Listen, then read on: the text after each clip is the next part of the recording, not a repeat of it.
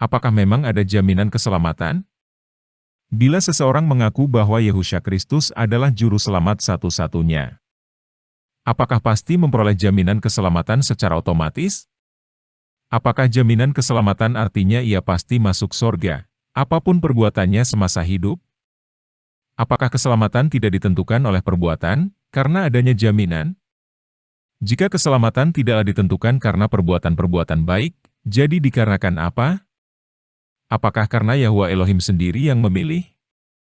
Bagaimana cara Yahwa Elohim memilih seseorang yang akan memperoleh keselamatan? Apakah secara random, atau acak? Apakah sebenarnya ada kriteria sendiri? Bila ada, apakah kriterianya? Keselamatan adalah konsep yang penting dimengerti untuk setiap orang percaya. Walaupun sesuatu hal yang bisa dibilang sangatlah penting, tetapi pengertian keselamatan tidaklah mudah untuk dimengerti. Mari kita lihat skematik berikut. Jika jaminan keselamatan diberikan kepada seseorang yang mengaku percaya bahwa Yehusha adalah Kristus, dan merupakan utusan Yahwa Bapa, apakah itu berarti semua perbuatan selama hidupnya tidaklah diperhitungkan lagi? Artinya perbuatan baik, yang secara standar Alkitab, tidak berbuat dosa, dan perbuatan tidak baik, yang secara standar Alkitab, berbuat dosa, tidaklah menjadi penting, karena sudah ada garansi, atau jaminan akan mendapatkan keselamatan. Karena keselamatan, bukanlah karena perbuatan tetapi kasih karunia, yaitu jaminan keselamatan.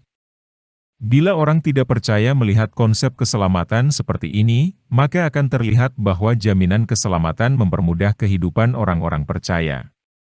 Apakah memang demikian konsep keselamatan berdasarkan Alkitab?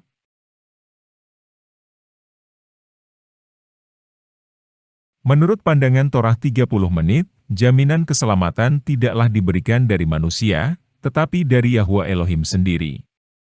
Ayat ini adalah jaminan keselamatan yang diberikan Yehusha Kristus kepada penjahat yang disalib di sebelahnya. Dan ayat berikut adalah jaminan keselamatan yang diberikan Elohim kepada Daniel.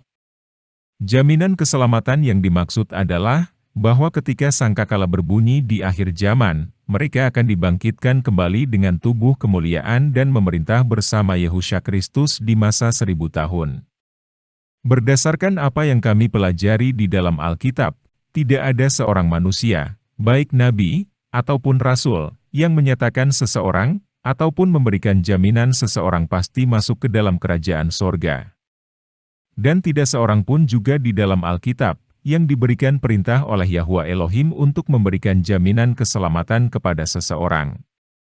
Yang kami maksudkan adalah, jaminan keselamatan tidaklah dinyatakan oleh manusia, siapapun juga orangnya, apalagi diri sendiri, selain daripada Yahwa Elohim.